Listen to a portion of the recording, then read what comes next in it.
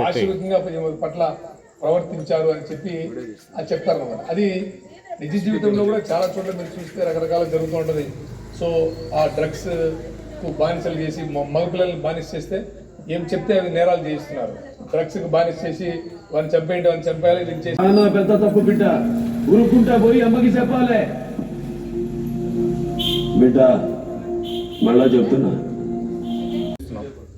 So దీనిలో ముఖ్యంగా చిన్న బిడ్డలపైన ఆడపిల్లలపైన లైంగిక నేరాలు అయితే ఈ మధ్య కాలంలో చాలా చోట్ల పెరుగుతున్నాయి. మీరు కొన్ని టీవీలో చూస్తూ ఉంటారు, కొన్ని పేపర్లో చదువుతూ ఉంటారు. బయటికి రాకుండా ఉండే అంశాలు కూడా చాలా ఎక్కువ ఉన్నాయి.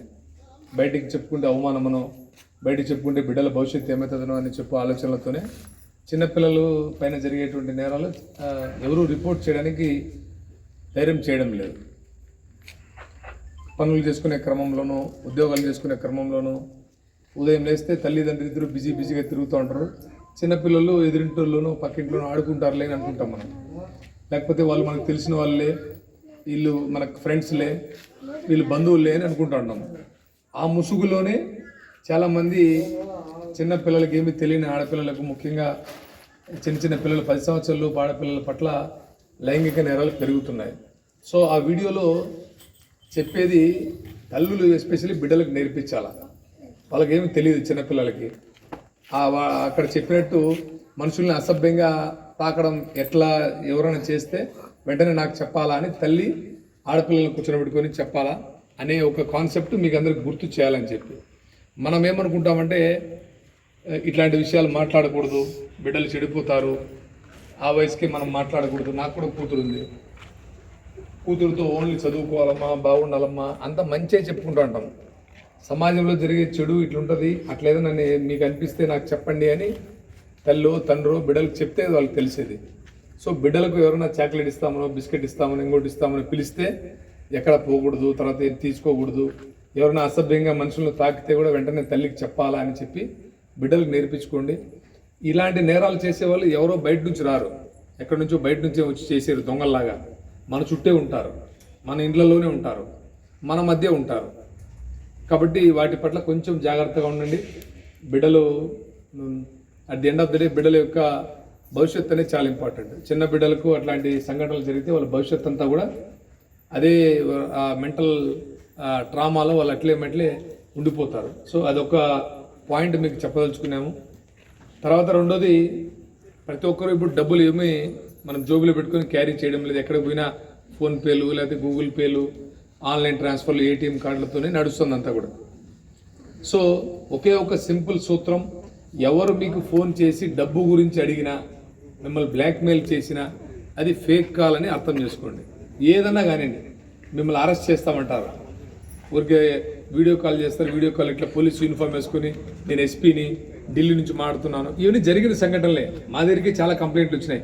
వీడియోలో చెప్పేటన్నీ కూడా ఏదో ఊరికే వీడియోలు మీకు చూపించడం కోసం కాదు. మోసపోయిన జనాలు బయటికి చెప్పుకోలేరు, చెప్పుకుంటే అవమానమవుతారనో ఎవరు చెప్పుకోరు బయటికి. డబ్బులు ఎక్కువ పోయినప్పుడు మాత్రమే. లేదు, మగవాళ్ళకి ఫోన్లు వస్తాయి, వీడియో కాల్ వస్తుంది. వీడియో కాల్ వస్తే జనరల్గా ఏమవుతుంది, ఇట్లా వీడియో కాల్ ఆన్ చేస్తాం. ఆన్ చేస్తేనే నా ముఖం దీంట్లో పడుతుంది, అవతల వాళ్ళ ముఖం పడుతుంది. తెలుసు కదా, వీడియో కాల్ మీరు చూసింటారు కదా. ఇలా చూస్తే ఇప్పుడు నాకే ఫోన్ వచ్చింది, ఇట్లా ఫోన్ ఎత్తినాను, నేను కనపడతాడా, నాకు లోపల ఒక వీడియో కాల్లో వచ్చి చేస్తారు. ఎవరో ఒక మహిళ కనపడుతుంది, ఆమె అసభ్యంగా ఏదో ప్రవర్తిస్తుంది, టకాని పెట్టేస్తారు. ఈ 5 నిమిషాలను వీడియో రికార్డ్ చేస్తారు. రికార్డ్ చేసి నాకే పెడతారు. డబ్బులు పంపిస్తావా, లేదా ఈ వీడియో నీ పెళ్ళాంకు, నీ ఫ్రెండ్స్ అందరికి పెట్టాలని బ్లాక్మెయిల్ చేస్తారు.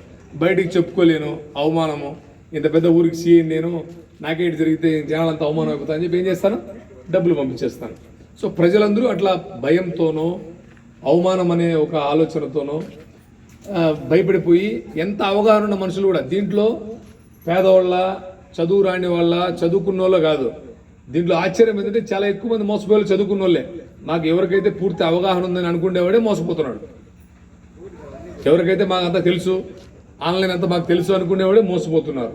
సో ఒకటి సింపుల్, ఎవరు ఏ ఫోన్ చేసినా డబ్బుల గురించి ఫోన్ చేస్తే అది బ్లాక్మెయిల్ కాల్, అది ఫేక్ కాల్, వెంటనే పోలీస్ స్టేషన్కి వచ్చి చెప్పండి.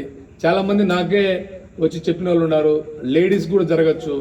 లేడీస్ అవతల ఎవడన్నా మగవాడు ఆ వీడియో కాల్లోకి వచ్చి అసభ్యంగా చేయొచ్చు, కట్ చేస్తారు, పెడతా అంటే మనం అవమానం అయిపోతాం. ముందర ఇలాంటివి జరిగినప్పుడు ఏదైనా లేదు, ఫర్ ఎగ్జాంపుల్ ఫ్యామిలీ ఫోటోలు, పిల్లల ఫోటోలని ఈ మధ్య ఫేస్బుక్లో ఎక్కడొకటి పెట్టుకుంటూ ఉంటాం. ప్రతి ఒక్కరు ఏముంది డౌన్లోడ్ చేసుకోవచ్చు, మనకు తెలియదు. లాక్ చేసుకోవడము, ప్రొఫైల్ లాక్ చేసుకోవాలా, ఇవన్నీ కూడా సెట్టింగ్స్లో ఉంటాయి. అంత అవగాహన ఎవరికి ఉండదు, ప్రొఫైల్ లాక్ చేసుకోవడం ఎవరికి తెలియదు. మన ఫోటో ఈజీ డౌన్లోడ్ చేసుకోవచ్చు, పబ్లిక్ వ్యూలో పెట్టింటాం, అందరూ చూసుకునిలే, మనకు 1000 లైక్స్ వచ్చాయంటే అబ్బా ఈరోజు మళ్ళీ 1000 లైక్స్ వచ్చాయి నాకు అని హ్యాపీగా నిద్రపోతాం. ఈరోజు నా ఓ ఫోటో పెట్టి ఈరోజు నాకు 1000 లైక్లు వచ్చినాయి, అంతా ఇట్లా అన్నారు, సూపర్ ఫోటో, మహాద్భుతమైన ఫోటో అని పెడతా ఉంటాం ఆనందం కోసం, బంధువులు ఫ్రెండ్స్ అంతా చూస్తారని.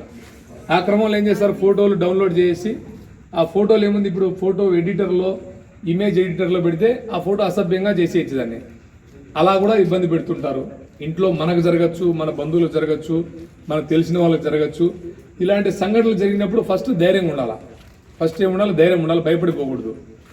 ఎక్కడ ఏమీ అవమానం జరగదు, మనమేం నేరం చేయలేదు, వాడేదో చేస్తే మనమేం నేరం చేయలేదు. వెంటనే పోలీస్ స్టేషన్కి వచ్చి చెప్పడము, ఆ 1930 అనే నెంబర్కి కాల్ చేయడము, మాకు చెప్తే దాన్ని ఎట్లా బ్లాక్ చేయాలా, ఆ పోస్ట్ని ఎట్లా బ్లాక్ చేయాలా, ఎట్లా తొలగించాలా, అసభ్యంగా ఉండేటివి మాకు తెలుసు. మేము కంప్లైంట్ రైజ్ చేస్తే ఎక్కడెక్కడ ఉండేటివన్నీ కూడా తొలగిస్తారు.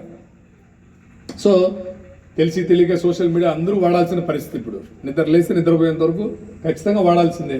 పిల్లలు ట్యూషన్ నుంచి మొదలు పెడితే పిల్లలకు తెలియదు, ఆన్లైన్లో అన్ని పాఠాలు నేర్చుకోవాలా, వాళ్ళు అన్ని చూసుకునే క్రమంలో తెలియకుండా ఏంటంటే చేస్తారు బిడ్డలు కూడా. సో కాబట్టి ఫస్ట్ డబ్బుల కోసం ఎవరు ఫోన్ చేసినా నమ్మద్దండి. నెంబర్ 2, ఏదైనా మహిళల గురించి అసభ్యంగా మెసేజ్లు పెట్టినా, ఏమైనా జరిగినా టెన్షన్ పడిపోవద్దండి, భయపడిపోవద్దండి. వెంటనే పోలీస్ స్టేషన్కి వచ్చి చెప్పండి, దాన్ని ఎట్లా బ్లాక్ చేయాలో ఎట్లా చేయాలో మాకు తెలుసు. ఈ మధ్య కాలంలో నిన్న మొన్న కూడా ఓ లేడీకి కాల్స్ వస్తుంటే లేడీ పరిస్థితి వచ్చింది, వెంటనే అన్ని బ్లాక్ చేసాం. సో మా దగ్గర ఆ టెక్నాలజీ ఉంటుంది, మీరు ఎవరు దిగులు చెందాల్సి చెప్పలేదు. ఈరోజు నాకు జరగచ్చు, రేపు మీకు జరగచ్చు, మొన్నటి ఇంకోరికి జరగచ్చు. సో దీని గురించి ముందర అవగాహన ఉంటే టెన్షన్ పెడిపోం. లేకపోతే ఒక చిన్న ఫోటో చూస్తేనే చాలామంది భయపడిపోయి అవమానంగా ఫీల్ అయ్యి అఘాయిత్యాలు చేసుకునే వాళ్ళు కూడా ఉన్నారు, అవమానం బాధతో. అరే ఇంత బతికి అవమానం అయిపోయినామే అది ఇది అని చెప్పి. సో టెన్షన్ పడాల్సిన పని లేదు, మనమే తప్పు చేయలేదు. ఎవడో ఈ కాలంలో ఏదో రకరకాలు పెడుతూ ఉంటారు, టెన్షన్ పడదని వెంటనే చెప్పండి. అదొకటి. తర్వాత ఆడపిల్లలతో ఎవడు ప్రేమ అని కానీ ఇంకోటి కానీ ఎవడు దగ్గర అయ్యే ప్రయత్నం చేసినా వాడు జైలుకు పోతాడు. సో ఇంట్లో మగపిల్లలు ఉంటే ఫస్ట్ ఇది ఆడపిల్లలకు చెప్పాల్సిన అంశం కాదు, మగపిల్లలు ఉంటే వాళ్ళకి చెప్పుకోవాలి. 18 సంవత్సరాల లోపు ఆడపిల్లల జోలికి పొరపాటు కూడా వెళ్ళకూడదు. ప్రేమ, నేను ప్రేమించాను ఇంకోటి అంటే జైలుకు పోవాలి. అది చెప్పేది. ఎందుకంటే ఆడబిడ్డలు రక్షించుకోవాలనే ఉద్దేశంతో చేసేటువంటి చట్టాలు అవన్నీ. సో ఎక్కడన్నా ఏదైనా అవసరమైతే. తర్వాత నెక్స్ట్ అతిపెద్ద సమస్య సమాజంలో, నాట్ ఓన్లీ కదిరి, సమాజంలో ఈ డ్రగ్స్ అనేది. ఇంతకుముందు గతంలో ఏదో తాగుతుంటే మందు తాగడము, ఏదో బీర్ తాగడము, బ్రాందీ విస్కీ తాగడం అనేది గతంలో ఉన్నటువంటి కల్చర్. ఇప్పుడు అది నెక్స్ట్ లెవెల్కి వెళ్ళిపోతూ గంజాయి, డ్రగ్స్ రకరకాలుగా, అంటే ఇప్పుడు చిన్న మాత్రల రూపంలో వచ్చేస్తున్నాయి, చిన్న చాక్లెట్ రూపంలో వస్తున్నాయి. అలా ముక్కులో పెట్టి పీల్చుకోవడము, మనం ఏదో సినిమాలు చూస్తుంటాం.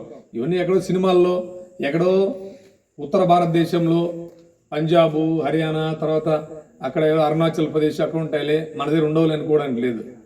సో ఎక్కడెక్కడ పాకాలను అన్ని చోట్ల పాక్కుంటూ వెళ్ళిపోతున్నాయి. ఇంట్లో బిడ్డలు ఉంటే వాళ్ళ ప్రవర్తన ఏంటి, ఎలా ఉన్నారు ఏందనేది కూడా గమనిస్తూ ఉండాలి. ఒకసారి పొరపాటున అలాంటి మత్తు పదార్థాలకు బానిస అయితే కుటుంబాలు నాశనమైనట్టుండే. తర్వాత మనుషుల్ని చాలా రకాలుగా,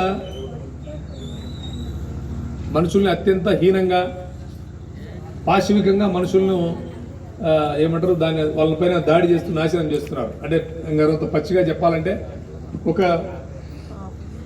ఒక సినిమాలో ఈ డ్రగ్స్ గురించి, ఒక సినిమాలో ఒక బాబుష్ ఒక సినిమాలో రీసెంట్గా ఒక పోలీస్ సినిమా వేశారు. దాంట్లో ఒక లేడీని మర్డర్ అయిపోతుంది. ఆ లేడీ మర్డర్లందరినీ కూడా జైలుకి పంపిస్తున్నాం. మీరు కొంతమంది వాట్సాప్ వీడియోలన్నీ చూసింటారు.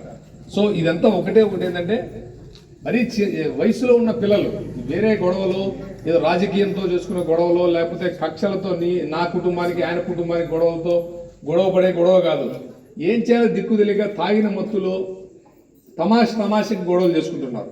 సో వాళ్ళని ఇంకొంత పచ్చిగా చెప్పాలంటే, ఒక దెబ్బ కొట్టే చోట 4 దెబ్బలు కొట్టి, ఎదురింటి అంకల్ అయినా, ఇంట్లో తాత అయినా, మావైనా, అన్నైనా, తమ్ముడైనా ఆఖరికి వాడు కను తండ్రి అయినా అమ్మకి చెప్పాలి. అమ్మ ఊకోదు, ఊకోవద్దు. Sir it's an urgent requirement ma'am. మీరు రేపు రిపోర్ట్ చేయకపోతే you might lose the job. Sir అలా చెప్పకండి, నాకు ఈ జాబ్ చాలా ఇంపార్టెంట్. రిటర్న్ ఫ్లైట్ టికెట్స్ నేను చూసుకుంటాను మ్యామ్. మీరు ఇమీడియట్ గా 2 lakhs పే చేయండి. నేను వెంటనే ట్రాన్స్ఫర్ చేస్తాను సార్. మనుషులు మన కోసం బ్రతికే మన వాళ్ళు మనకు ఉన్నప్పుడు ఈ డ్రగ్స్ అవసరం darlings. Say no to drugs today. మీకు తెలిసిన వాళ్ళు ఎవరైనా డ్రగ్స్ కి బానిసలైతే ఈ నెంబర్ కి కాల్ చేయండి.